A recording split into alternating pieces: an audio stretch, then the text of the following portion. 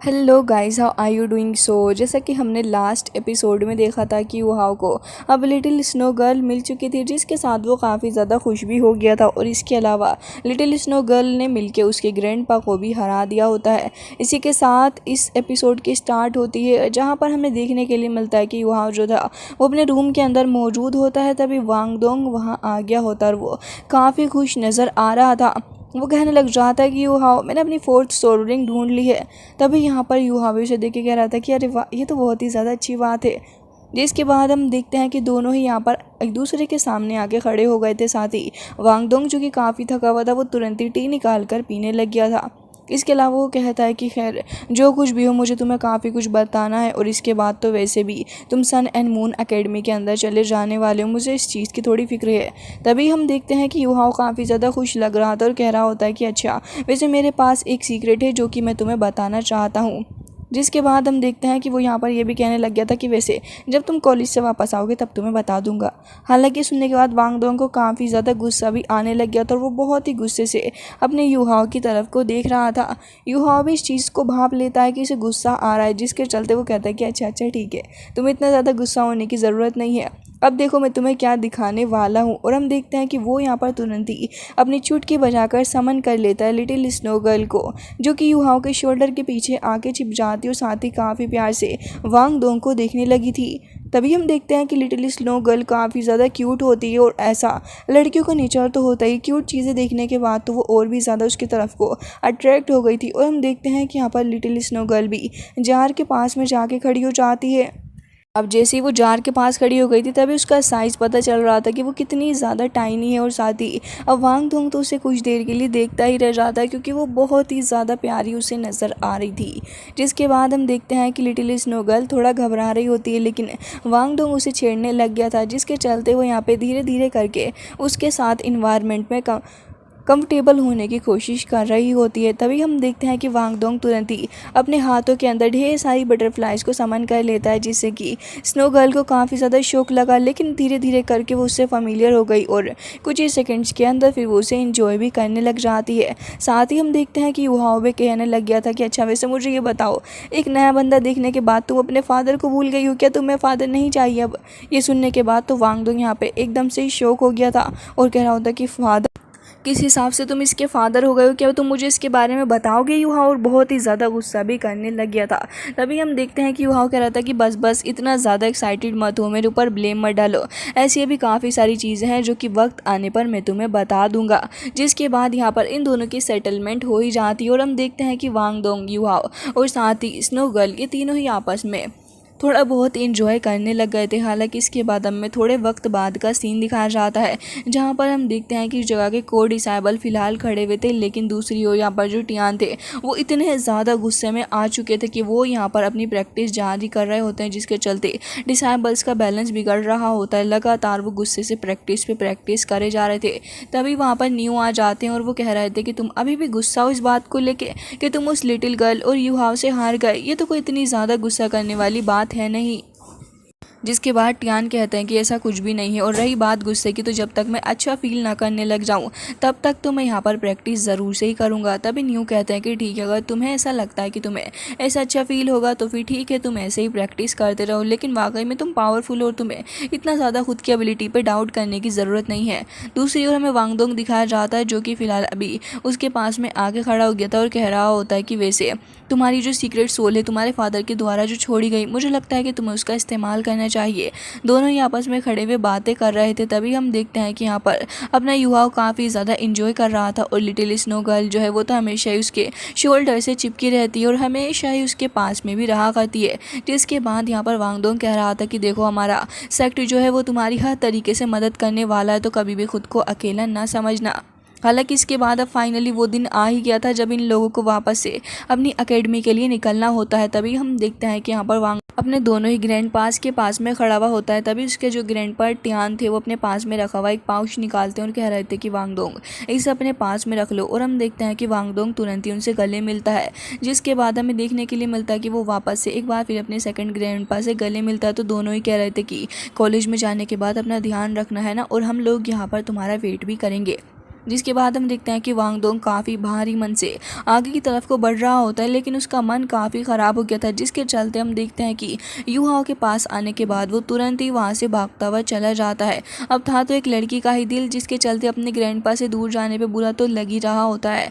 जिसके बाद अब यहाँ पर यू हाओ भी कह रहा होता है कि अच्छा रुको मेरे लिए, एंड वो तुरंत ही कहता है कि अंकल मैं आपसे बाद में मिलूंगा, गुड बाय, अपना ध्यान रखिएगा। और यहाँ पर सेक्ट के सारे डिसाइबल और दोनों ही ग्रैंडपा को बाय बोल के यू हाओ भी उसके पीछे पीछे निकल जाता है। अब हमें देखने के लिए मिलता है काफ़ी ज़्यादा सुंदर सी जगह पर एक ब्रिज था, जहाँ पर ये दोनों ही इस ब्रिज के काफ़ी ज़्यादा क्लोज आ रहे थे। तभी यहाँ पर यू हाओ सोच रहा होता है कि आज वांग दोंग को क्या हो गया है, ये पूरे दिन से साइलेंट कैसे, ये तो कुछ अजीब सी बात हो गई है। तभी हम देखते हैं कि वांग दोंग काफ़ी ज़्यादा शांत लग रहा था, और यहाँ पर जैसे ही वो लोग ब्रिज पर आके खड़े हो जाते हैं तभी वांग दोंग अपने कदमों को रोक लेता है। यू हाओ भी वहीं रुक गया था। तभी वांग दोंग उससे कहता है कि अब समय आ चुका है कि हम लोग यहाँ से अपार्ट हो जाएं, तुम यहाँ से sun and moon royal engineering academy के लिए जा सकते हो, और मैं भी यहाँ से श्रेक एकेडमी के लिए जा रहा हूँ। तभी हम देखते हैं कि यू हाओ से कहता है कि ठीक है, और वो यहाँ पर उसे बाय भी बोल रहा था, लेकिन वांग दोंग का मूड काफ़ी ख़राब होता है और वो तुरंत ही वहाँ से धीरे धीरे करके जा भी रहा था। हालांकि एक पॉइंट पे वो रुक भी जाता है और ये सोचने लग गया होता है कि आखिर मुझे उस पाउच का क्या करना है। हम देखते हैं कि इसके बाद वो ये भी कह रहा था कि देखो जब तुम श्रेक एकेडमी वापस आओगे ना, तब तुम्हें वहाँ पर मेरी एल्डर सिस्टर मिलेगी, उससे भी मिल लेना। जिसके बाद हम देखते हैं कि वो भागता हुआ वहाँ से चला गया था। अब अपना यू हाओ, वो तो है इन मामलों में इनोसेंट, उसे कहाँ ही समझ में आता है कि आखिर ये किस तरीके की बात कर रहा है। इसके बाद वो तो बेचारा यहाँ से वाई बोल के निकल जाता है और वांग दोंग को दिखते हैं जो कि यहाँ पर खड़ा हुआ था, और हम देखते हैं कि यहाँ पर खड़े होके उसे काफ़ी ज़्यादा सैड फील हो रहा होता है, क्योंकि यू हाओ तो ऐसे ही अपने रास्ते चल दिया है और ना ही उसने कुछ देखा और ना ही इससे के बारे में बात की। जिसके चलते हम देखते हैं कि वांग दोंग वापस से उसी पाउच को निकाल लेता है जो कि ग्रैंडपा तिहान ने उसे दिया था, और साथ ही उसे थम्स अप का साइन देते हुए कहा था कि अब आगे तुम इसके साथ कुछ भी कर सकते हो, और साथ ही उन्होंने एक तरीके से उसे पास कर दिया होता है, मतलब कि एक रिलेशनशिप के लिए। तभी यहाँ पर वो ये भी कहते हैं कि इस लड़के ने हमारा टेस्ट पास कर लिया, हम इसे ज़रूर से ही लाइक करते हैं। जिसके बाद हम देखते हैं कि यहाँ पर काफ़ी ज़्यादा शर्माते हुए वांग दोंग उसे देख रहा था, लेकिन बेचारा ये भूल जाता है कि मैं लड़का बना हुआ हूँ, जिसके चलते यहाँ पर वो क्या ही कर सकता था, और यहाँ पर सोच रहा होता है कि मुझे ये पाउच उसे देना चाहिए या फिर नहीं, क्या करूँ मैं इसका। जिसके बाद हम देखते हैं कि यहाँ पर वो एक बार फिर से ही भूल जाता है कि अभी फ़िलहाल वो एक लड़के के भेष के अंदर है। फिर चिल्ला के कहता है कि यू हाओ तुम बहुत ही बड़े फूल हो, तुम्हें समझ नहीं आता मेरी फीलिंग्स के बारे में। जिसके बाद हम देखते हैं कि उसके चिल्लाने की वजह से यू हाओ के ऊपर भी एक एप्पल गिर गया था, और उसे देखते हुए वो कह रहा होता है कि सडनली एप्पल कहाँ से आ गया ये। हालांकि इसके बाद वो काफ़ी इनोसेंटली बिहेव करता और वापस से फिर अपनी अकेडमी के लिए वो चला भी गया था। जिसके बाद हमें देखने के लिए मिलता है कि अकेडमी के अंदर आने के बाद एक बार फिर से युवा अपनी ड्रेसअप वगैरह करता है, और अब अकेडमी के अंदर उसकी स्टडी स्टार्ट हो गई थी, जहाँ पर उसके पुराने फ्रेंड्स उसका इंतज़ार कर रहे थे। युहाओं को लोग वापस देख के काफ़ी खुश नज़र आ रहे होते हैं, क्योंकि युहाओं ने ओबियसली बाकी सारे फेलो स्टूडेंट्स के साथ एक अच्छा बॉन्ड बना लिया है। युहाओं का ज़्यादातर वक्त अपने मैकेनिकल टूल को समझने और उसके बारे में पढ़ने में ही जा रहा था। मास्टर शुआन जो थे बहुत ही ज़्यादा अच्छे से इन्हें सब कुछ एक्सप्लेन कर करके बता रहे थे, स्पेशली जब सारे स्टूडेंट्स भी उठ के चले जाया करते थे, तब अकेला यू हाओ ही मास्टर शुआन से पढ़ाई कर रहा था, जिसके चलते वो और भी ज़्यादा एक्सीलेंट हो जाता अपनी सारी चीज़ों के अंदर।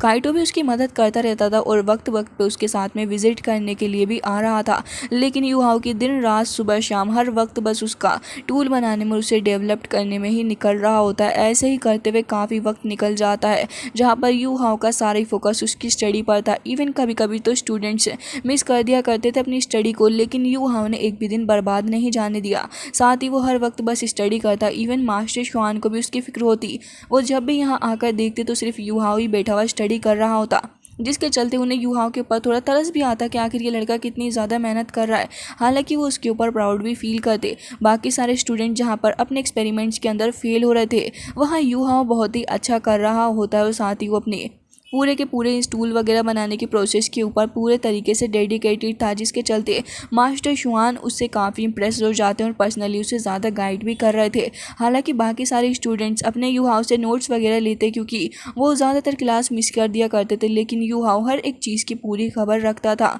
अब ऐसे ही करते करते काफ़ी वक्त बीत जाता है, जहाँ पर हम देखते हैं कि यू हाउ कुछ बुक्स को रखने लग जाता है अपने बेड के ऊपर और कह रहा था कि देखते देखते काफ़ी वक्त निकल गया, 2.5 ईयर वो बस ऐसे ही चला गया। अब वक्त आ चुका है उस स्टूडेंट एक्सचेंजिंग पीरियड का और मुझे लग रहा है कि अब न जाने आगे क्या होने वाला है।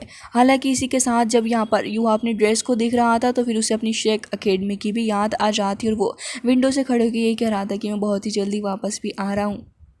जिसके बाद हम देखते हैं कि हर रोज़ की तरह युवा आज एक बार फिर से अपनी पढ़ाई के लिए जा रहा हो। जिसके बाद हमें देखने के लिए मिलता है कि अपना युवा उधर से निकलता हुआ ही जा रहा था, लेकिन तभी सडनली उसकी नज़र पड़ जाती है कि यहाँ पर जी जुए चैन भी मौजूद है, जो कि खड़ा हुआ है और शायद से उसी के इंतज़ार में वो यहाँ पर खड़ा हुआ भी है। तभी यहाँ पर युवा उससे पूछ ही लेता है, तो क्या तुम यहाँ पर मेरा इंतज़ार कर रहे हो? तभी वो अपनी सोट लेकर कहने लग गया था कि बिल्कुल, मुझे पता है कि तुम्हारा यहाँ से जाने का वक्त आ गया है। तभी यहाँ पर युवा कहता है कि हाँ बिल्कुल, कल मैं यहाँ से चला जाऊँगा। तभी यहाँ पर जी जुए चैन अपना मुंह बनाकर कह रहा होता है कि अभी एक बार फिर से मैं लास्ट बैटल तुम्हारे साथ करना चाहता हूँ, क्योंकि अभी मुझे तुमसे काफ़ी कुछ सीखना बाकी है। जिसके बाद वो आगे बढ़ जाता और कह रहा था कि अपने जाने से पहले एक बार फिर से मुझे गाइड करो और मैं सीरियसली तुम्हारी गाइडेंस चाहता हूँ। जिसके बाद वो काफ़ी ज़्यादा रिस्पेक्टफुली आगे झुक गया था, जिसके चलते यहाँ पर युवा भी उससे कह रहा होता कि अच्छा ऐसी बात है। जिसके बाद अब हमें नेक्स्ट सीन दिखाया जाता है फॉरेस्ट के अंदर ये दोनों ही आकर खड़े हो चुके थे, जहाँ पर जी जुए चैन अपनी सोर्ड को निकाल लेता है और हमें देखने के लिए मिलता है कि वह उसका ओपोनेंट बनके उसके सामने खड़ा था। जिसके बाद जी जुए चैन तुरंत ही अपनी सोर्ड को लेकर अब उसके पास से अपना मिस्टीरियस ऑरा भी रिलीज कर रहा था। उसके हेयर जो थे वो ब्लैक से ग्रे में कन्वर्ट हो जाते हैं और साथ ही हम देखते हैं कि अपना युवा जो था वो तुरंत ही अब आगे बढ़ता है अटैक करने के लिए। अब जैसे ही अब चैन की सोर्ड के ऊपर वो लीफ पड़ती है, तभी वो उस लीफ का इस्तेमाल करते हुए यहाँ पर अपनी काफ़ी ज़्यादा पावरफुल फॉर्मेशन का इस्तेमाल करते हुए युहाओ के ऊपर अटैक कर रहा था। युहाओ उस अटैक से बच ही रहा था, लेकिन सरप्राइजिंगली ये जो जी जुए चैन होता है वो पीछे से आके उसके ऊपर अटैक करने वाला था। हालांकि हमें देखने के लिए मिलता है कि एक लीफ भी बीच में आ चुकी थी, जिसे उस सोर्ड ने एक लीफ तक को काट दिया था और अब बारी थी अपने युहाओ की नेक की। हालांकि अपना जो युहाओ था वो तुरंत ही बच जाता अपनी सोल पावर का इस्तेमाल करते हुए। जिसके बाद हमें देखने के लिए मिलता है कि यहाँ पर जैसे ही जी जुए चैन एक बार फिर से उसके ऊपर अटैक करने वाला था, तभी युहाओ अपनी आई सोर्ड को समन कर लेता है और यहाँ पर उसकी फ्यूजन टेक्निक भी एकदम ही बेकार हो चुकी थी। साथ ही युहाओ उसे देख भी रहा होता है। हालांकि अपनी सोर्ड का इस्तेमाल करते हुए वो उसे काफ़ी ज़्यादा पीछे भी हटा देता है, लेकिन अब एक बार फिर से इन दोनों के बीच में काफ़ी ज़्यादा ख़तरनाक तरीके की फ़ाइट स्टार्ट हो गई थी, जहाँ पर युहाओ उसके ऊपर अटैक कर रहा था। तभी जी जुए चैन अपनी सोर्ड का इस्तेमाल करते हुए उसे रोककर बल्कि पावर का इस्तेमाल करते हुए उसे पीछे को ही हटा देता है। युहा भी यहाँ पर यही सोच रहा था और वो उसी के हिसाब से ही यहाँ पर रिएक्ट कर रहा होता है, जहाँ पर हमें देखने के लिए मिलता है कि दोनों ही एक दूसरे के ऊपर टूट पड़े थे। जी जुए चैन जी भर के युहाओ के ऊपर अटैक कर रहा होता है, जहाँ पर युहाओ भी उसके ऊपर डबल अटैक कर रहा था, जिसके चलते ये दोनों इतने ज़्यादा मदमस्त हो जाते हैं कि अटैक के चक्कर में पूरे के पूरे बैम्बो ट्रीज़ को ही कट करे जा रहे थे। जहाँ जहाँ जी जुए चैन जा रहा होता है उसके पीछे युहाओ एंड वो भी डबल स्लैश वगैरह कर रहा था। जिसके बाद यहाँ पर युहाओ को देखते हैं जो कि अपनी आइज़ की पावर इस्तेमाल कर रहा होता है, बट अल्टीमेटली उसने यहाँ पर जी जुए चैन को हरा ही दिया था। तभी जी जुए चैन कह रहा होता है कि मुझे उम्मीद नहीं थी कि एक बार फिर से वही सेम होगा। जिसके बाद युहाओ कह रहा था कि लेकिन हाँ, इस बात को के लिए मैं तुम्हें एडमायर करना चाहूँगा कि तुम्हारी स्पिरिचुअल पावर और सोल पावर जो है वो बहुत ही अच्छे से अब यहाँ पर रिएक्ट कर रही है, क्योंकि पहले ही इतनी ज़्यादा अवेयरनेस तुम्हारे अंदर नहीं थी, लेकिन अब पहले से भी ज़्यादा तुमने खुद को इम्प्रूव कर लिया है। हालांकि उसके बाद अब दोनों ही आराम से रेस्ट कर रहे होते हैं, जहाँ पर जी जुए चैन खड़ा हुआ था और यहाँ पर खड़ा हुआ उससे बातें कर रहा होता है और कह रहा था कि जब मैं तुम्हें देखता हूँ तो मुझे लगता है कि यहाँ पर तुम बहुत ही ज़्यादा पावरफुल हो एंड मुझसे तो बहुत ही ज़्यादा स्ट्रांग हो। तभी युहा भी उससे इस मैटर के ऊपर बात कर रहा था और कह रहा होता है कि ऐसा कुछ भी नहीं है, ये तो बस मेरी एक न्यू स्किल थी, हालांकि तुम्हारे अंदर भी काफ़ी सारी पावर हैं। तभी जी जुए चैन उससे एक बात कहता है कि तुम्हारे पास इतनी ज़्यादा पावर है कि तुम इस वर्ल्ड को भी कॉन्कर कर सकते हो, मैं तुमसे हार गया। तभी हम देखते हैं कि यहाँ पर ये काफ़ी ज़्यादा डिप्रेस भी हो चुका था अपनी इस हार के बाद, लेकिन युहाओ से कह रहा होता है कि हाँ ये तुमने सही कहा, लेकिन इसके अलावा जो तुम्हारी खुद की यूनिक स्किल है और अपनी टैक्टिक्स को तुम्हें इम्प्रूव करना चाहिए, उसे अपने हिसाब से इस्तेमाल में लेके आओ। और अब जब तुम इसे अपने हिसाब से मॉडिफाई करके अपनी स्किल और अपनी टैक्टिक का इस्तेमाल करोगे, तब तुम बहुत ही अच्छे से इम्प्रूव कर सकते हो।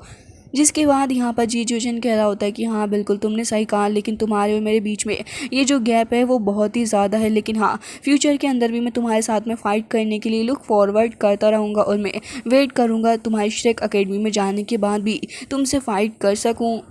जिसके बाद हमें देखने के लिए मिलता है कि वो तुरंत ही वहाँ से चला गया था। हालांकि यहाँ पर युहाओ से कहता है कि सुनो, तुम्हें पता है हमारी श्रेक एकेडमी के अंदर मुझसे भी ज़्यादा बेहतर लोग हैं।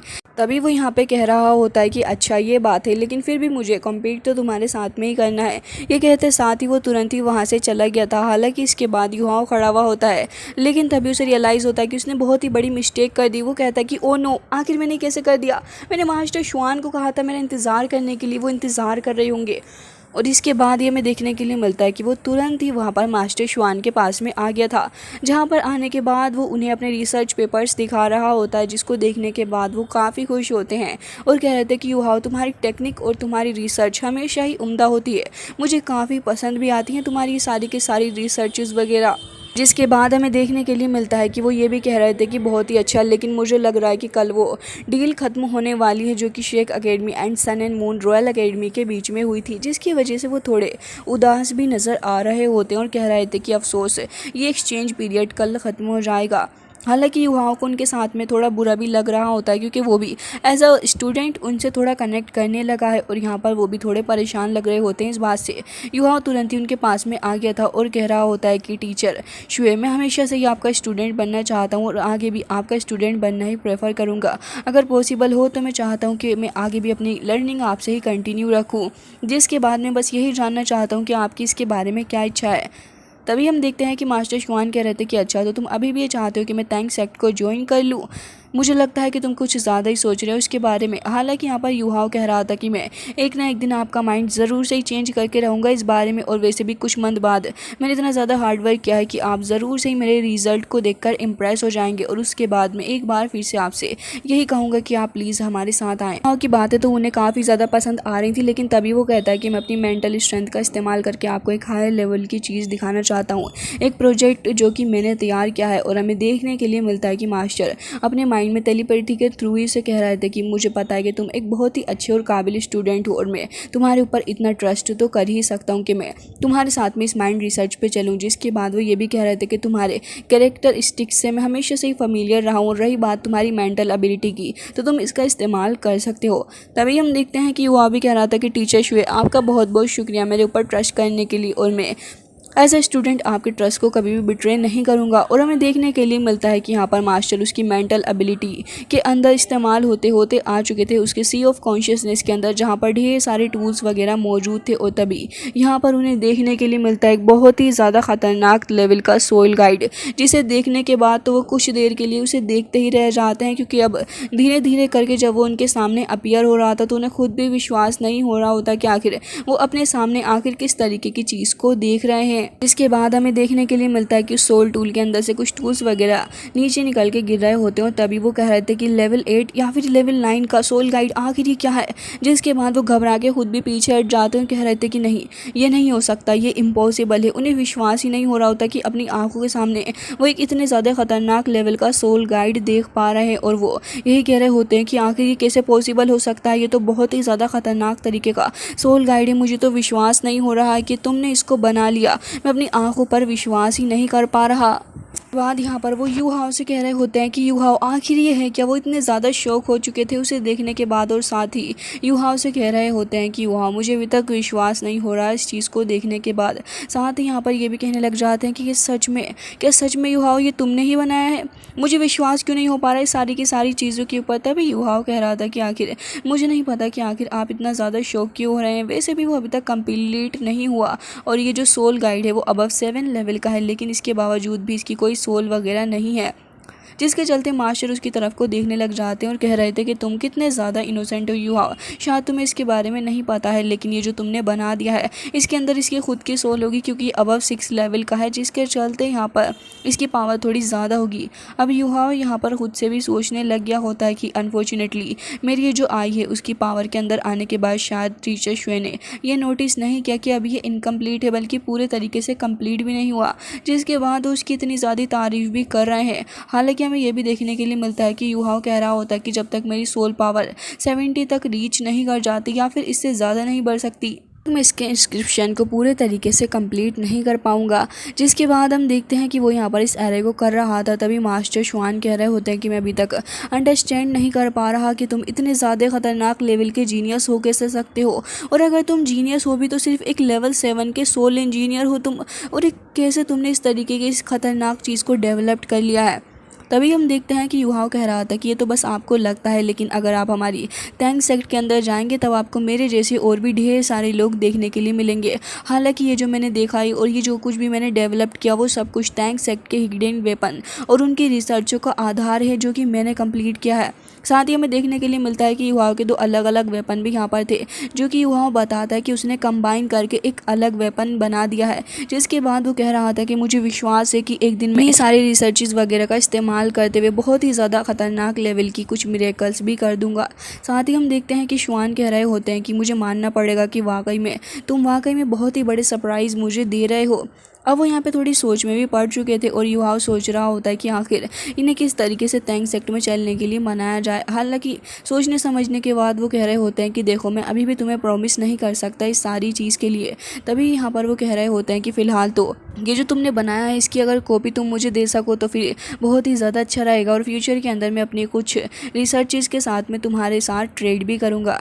जिसके बाद युहाओ खुश हो जाता है इस चीज़ के लिए और कह रहा था कि टीचर शुए, मैं आपके बारे में हर एक चीज़ को बहुत ही ज़्यादा एडमायर करता हूँ और मुझे बहुत अच्छे से पता है कि आप सिर्फ लोगों की अच्छाई के लिए ही अपने टूल्स, अपनी रिसर्च और सब कुछ कर रहे हैं, लेकिन कुछ और लोग भी हैं जो कि इन्हीं सारी चीज़ों का इस्तेमाल करके दूसरे लोगों को मारना चाहते हैं, नुकसान पहुँचाना चाहते हैं। और आपको पता है कि मैं किसके बारे में बात भी कर रहा हूँ। आखिर अगर हम अच्छी चीज़ें क्रिएट कर सकते हैं तो फिर क्यों ना कुछ ऐसा बनाया जाए जिससे कि पब्लिक का वेलफेयर हो, जिससे कि पब्लिक की यहाँ पर अच्छी खासी तरीके से हेल्प हो रहा है। तभी यहाँ पे मास्टर श्वान इसी बारे में सोच रहे थे और उन्हें याद आता है कि जब वो मास्टर जिंग होंगचेन के पास में गए थे और वो कह रहे होते हैं कि मैंने जो अपनी एप्लीकेशन डाली थी सिविल सोल गाइड के लिए तो उसका क्या हुआ है। तभी वो यहाँ पर कहने लग जाते हैं कि उसको भूल जाओ, अभी उस पर काम करने की कोई भी ज़रूरत नहीं है, और जैसा कि मैंने कहा था कुछ रिसर्चेस करने के लिए तुमने उन्हें कर लिया या फिर नहीं। बैटल फील्ड के अंदर वो हमारे बहुत ही ज़्यादा काम में आने वाली है, उन्हें जल्द से जल्द करो ताकि मैक्सिमाइज बेनिफिट हमें उससे मिल पाए।